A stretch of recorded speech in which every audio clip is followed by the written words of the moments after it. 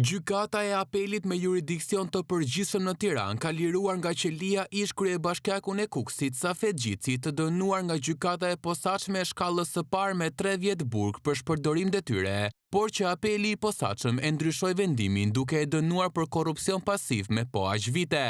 Gjitsi kishte kërkuar lirim nga qelia për shkak të gjendjes shëndetësore, por që shkalla e parë në Elbasane kishte rrëzuar kërkesën e tij. Gjitsi u arrestua dhe më pas u dënua pas video skandalit me Alma Kaçi në zyrën e Bashkisë së Kukësit, ku i premtonte se do e favorizonte në projektin e saj për rehabilitimin e qenve Endacak në qytet. Kaçi u dënua ndërkohë me 1 vit e 6 muaj burg për prostitucion që i zbriti në 1 vit heqje lirie nga gjykimi i shkurtuar. Në arsyetimin e gjykatës, Gjitsi lirohet për shkak të gjendjes shëndetësore dhe pjesën e mbetur të dënimit do e kalojë në shtëpi.